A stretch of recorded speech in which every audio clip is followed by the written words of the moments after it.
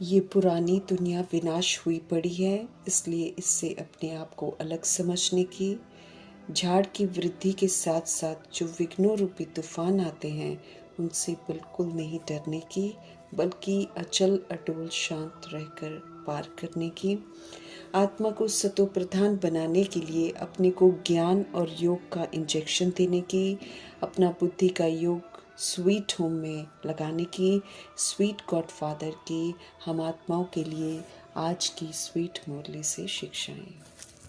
रावण रूपी देह अभिमान ने हम आत्माओं को पहले सिखाया कि सिर्फ अपनों के बारे में सोचो।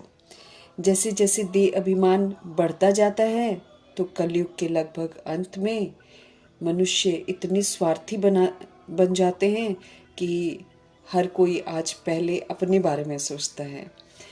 खुद को लाभ पहुंचाने के लिए मनुष्य कितना भी गिर सकता है। निराकार राम शिव परमात्मा हम आत्माओं के पिता हमें पहले औरों के भले के बारे में सोचना सिखाते हैं। पहले आपके पाठ द्वारा ताजधारी बनने की विधि बताते हैं। जैसे बाप दादा अपने को ओबीडियंट सर्वेंट कहते हैं, लेकिन ताजधारी स्वतः ही बन जाते हैं, ऐसे ही हम आत्माओं को भी विनम्रता सिखाते हैं। समझ देते हैं कि स्वयं नम्रचित बनो, दूसरों को श्रेष्ठ सीट दो। समझ देते हैं कि दूसरों को सीट पर बिठाएंगे तो वो स्वतः ही सीट से उतरकर हमें बिठा देंगे। ये भी स्पष्ट कहते हैं कि अगर हम दूसरों को श्रेष्ठ सीट देने की जगह खुद उस पर बैठने की कोशिश करेंगे तो हमें कोई भी बैठने नहीं देगा। इसलिए दूसरों को बिठाना ही खुद बैठना है। इसलिए पहले आपका पाठ पक्का करना है। स्नेही सहयोगी बनने से, औरों को सम्मान देने से उनके कड़े संस्कारों को नम्र कर सकते हैं। ऐसे में भिन्नता होते भी संस्कार सहज मिल जाएंगे। औरों को आगे रखना, उन्हें सम्मान देना ही देने वाले को ताजधारी बना देगा। आज के देह अभिमान की दुनिया में यही एक तरीका है चतुर सुजान बनने का। इसमें मेहनत भी कोई नहीं है, सिर्फ दूसरों को रिस्पेक्ट देना है, रिगार्ड देना है, आगे रखना है, और प्राप्ति अद्भुत। तो पहले आप कहना और फिर ताज की प्राप्ति करना। तो प्राप्ति ज्यादा है, करना तो कुछ भी नहीं है। वरदान को विधि पूर्वक कार्य में लगाकर हमें अनुभवी मूर्त बनना है। व्यक्त भाव से परे अव्यक्त स्थिति का अनुभव करने के लिए मीठे मीठे प्यारे परमपिता परमात्मा कहते हैं कि बाहर की दुनिया से बुद्धि का योग हटाकर अब अंतर्मुखी अर्थात आत्मा और परमात्मा के संसार में रहो। एक के अंत में शक्तिशाली स्थिति में रहो, एकांतवासी बनो। तो हम फरिश्ता स्थिति का अनुभव कर सकते हैं, फिर फरिश्ता स्वरूप में रहकर पाठ बजा सकते हैं और फिर असीम सुख का अनुभव कर सकते हैं। हम आत्माओं को रोज अव्यक्त इशारे मिल रहे हैं ताकि हम एकता और विश्वास की विशेषता के द्वारा सफलता से संपन्न बने। संगठित होकर एक शिव की श्रेष्ठ मत पर चलकर शक्ति दल को अब हमें प्रत्यक्ष करना है। अलग अलग होकर परमात्मा को प्रत्यक्ष नहीं कर पाते हैं, मेहनत लगती है बहुत, लेकिन जब शक्ति दल के संगठन की शक्ति होगी तब परमात्मा प्रत्यक्षता के निमित्त बनेंगे। अलग अलग में मेहनत ज्यादा है, लेकिन संगठन एक मत होगा तो मेहनत कम है और सफलता ज्यादा होगी। अव्यक्त इशारों को अमल में लाना है। आत्मा को प्राण कहते हैं। आत्मा विस्मृत होती है तो मूर्छित हो जाती है, पत्थर बुद्धि बन जाती है, भ्रष्ट हो जाती है, मुर्दा मिसल हो जाती है, दूसरों की रीस करती है, मनुष्य मत पर चलती है, मन मत पर चलती है और गिरती चली जाती है। ऐसे में प्राणेश्वर बाप आकर हम आत्माओं को प्राण दान देते हैं, अर्थात ज्ञान रूपी संजीवनी बूटी से हमें सुरजीत करते हैं और तमो प्रधान से सतो प्रधान बनाते हैं, अर्थात विधि बताते हैं कि कैसे सतो प्रधान बनते हैं और कैसे अपने अंदर की तमो प्रधानता को खत्म कर सकते हैं। उस विधि को अपनाकर हमें खुद को तमो प्रधानता से मुक्त करना है। अब हमें समझ से पाठ बजाना है। ड्रामा का राज स्पष्ट कर शिव पिता परमात्मा हमें नथिंग न्यू का पाठ बहुत पक्का कराते हैं। साक्षी होकर सब देखते हुए, प्रभाव मुक्त रहते हुए हमें श्रेष्ठ पाठ बजाने की श्रेष्ठ मत देते हैं। हंगामे भी होने हैं। विनाशकाली विपरीत बुद्धिपन अपने ही कुल का खून करने के लिए आत्माएं अनेक साधन बनाते हैं और यूज कर विनाश करेंगे भी जरूर, अपने कुल का खून करेंगे जरूर। इसी विधि से दुनिया बदलनी है। महाभारत लड़ाई के बाद ही नई दुनिया आएगी। कल पहले भी ऐसे ही हुआ था, अभी भी ऐसे ही होना है। हम आत्मा रूपी प्राण को और गिरने से बचाने वाले ज्ञान सागर पतित पावन प्राणेश्वर बाप आते हैं। सब तरह के दुखों का कारण बताकर हमें दुखों से बचाने आए हैं। बेहद के बाप से हर बात में हमें बेहद की मदद मिलती है। आत्मा गुप्त है, शरीर प्रत्यक्ष है, लेकिन हमें समझना है कि आत्मा ही कर्म करती है, आत्मा ही तमो प्रधान बनती है। अब उसे ही निखरना है। श्रीमत हम रूहों के प्रति है। श्रीमत पर चल हमें श्रेष्ठाचारी बनना है। अकाले मृत्यु की इस मृत्यु लोक में आत्मा रूपी द्रौपदियों को, सीताओं को रावण की शोक वाटिका से बाहर आने का रास्ता बताकर हम आत्मा रूपी पार्वतियों को नर से नारायण बनने की, अमरपुरी सचखंड की अशोक वाटिका में चलने की श्रेष्ठ मत देते हैं। जो श्रीमत पर चलता है एक्यूरेसी से, वो फिर सचखंड में जाने का वर्षा प्राप्त करता है। समझ देते हैं शिव पिता परमात्मा कि हम सभी आत्माएं हैं, इसीलिए अब हमको आत्म अभिमानी जरूर बनना है। आत्म अभिमानी बनकर ही हम घर वापस जाएंगे और समय घर वापस जाने का आ गया है। तो बाबा ही हमको बना सकते हैं, हमको विधियां बताते हैं कि कैसे हम सतोगुणी आत्मा हैं। तो आत्मा परमात्मा का बच्चा हूँ, इस शुद्ध अभिमान में रहते हुए मुझे बाप समान हर कार्य करना है और मुझे सतोगुणी पाठ बजाना है। इस विधि से फिर हम आत्म अभिमानी बन जाएंगे और हमेशा ब्रिकुटी में देखना है, आत्माओं को देखना है, आत्माओं को सहयोग देना है। देहभान में देहधारियों को बिल्कुल नहीं देखना है। आत्मा का ज्ञान, परमात्मा का ज्ञान और ड्रामा का ज्ञान, इसे विधि पूर्वक समझना है। हमें वापस सच्चाई की ओर लौटना है। भारी भूलों में जिसमें दुनिया फंसी हुई है, उसमें से निकालना है सबको। इस समय बुद्धि कोई काम की नहीं है किसी की भी, इसलिए विनाश करने वाले विनाश की तैयारी खूब जोर शोर से कर रहे हैं। बाप से विपरीत बुद्धि रहने वाले विनशंती जरूर होते हैं। भले पुरानी दुनिया का विनाश है, लेकिन बाबा कहते हैं ये अच्छे के लिए बदल रही है। इसमें भ्रष्टाचार, देह अभिमान की मृत्यु होती है। आत्माएं निखर कर पवित्र बनकर वापस घर जाती है। इस समय जो राजयोग बाबा हमको सिखा रहे हैं, वो राजयोग सीखना है और राजयोगी बनकर सतोगुणी सतयुगी सभ्यता जो है उसको धारण करना है। आसुरी संप्रदाय है, इसलिए ज्ञान यज्ञ में तो बहुत विघ्न पड़ेंगे, लेकिन हमें अचल अटोल रहकर उमंग उत्साह के साथ सर्विस में जोर भरना है और बाप का परिचय तो सभी को जरूर देना है। पत्थर बुद्धि मनुष्यों पर रहम करना है। नई दुनिया की नई बातें सबको समझ में नहीं आएंगी, ये भी अच्छी रीति हमको समझना है, इसलिए किसी का बुरा नहीं मानना है। राजयोग जो शिव पिता परमात्मा हमको सिखाते हैं, ये और कोई नहीं सिखला सकता है। ज्ञान और योग सिर्फ और सिर्फ शिव पिता परमात्मा ही सिखला सकते हैं। इसी से हम आत्माओं की सदगति होगी।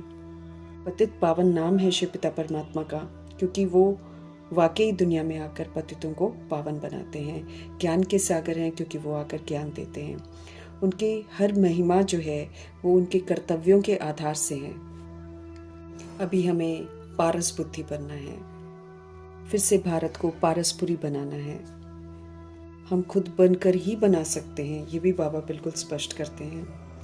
हर 5000 वर्ष के बाद शिव पिता परमात्मा हम आत्माओं को सत्य की स्मृति दिलाते हैं। उस सत्य को स्वीकार करना है और हमें फिर से सच्चा बनना है। शिव पिता परमात्मा की जयंती ही मनाते हैं इसलिए क्योंकि वो स्वयं इस सृष्टि रूपी ड्रामा में आते हैं, सभी आत्माओं का कल्याण करते हैं, हेवन की स्थापना करते हैं और हम आत्माओं को वापस घर लेकर जाते हैं। हमें समझ मिलती है कि हम सभी आत्माएं हैं, इसलिए हम अपने को आत्मा समझें और शिव पिता परमात्मा के साथ कनेक्ट होकर उनसे योग लगाएं। चलते फिरते उठते बैठते हम आत्माओं का योग निराकार परमपिता परमात्मा से ही लगा रहे, क्योंकि जहाँ बाप होंगे वहाँ फिर हमसे पाप नहीं होंगे।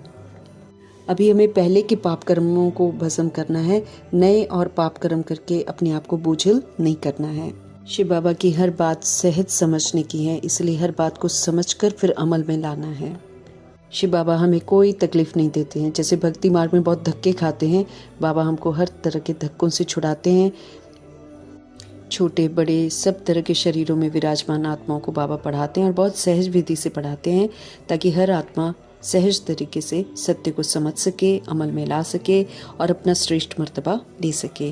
बाबा हम रूहों से बात करते हैं, शरीरों से नहीं। ज्ञान अमृत की बातें हमें फिर से पवित्र बनाती हैं।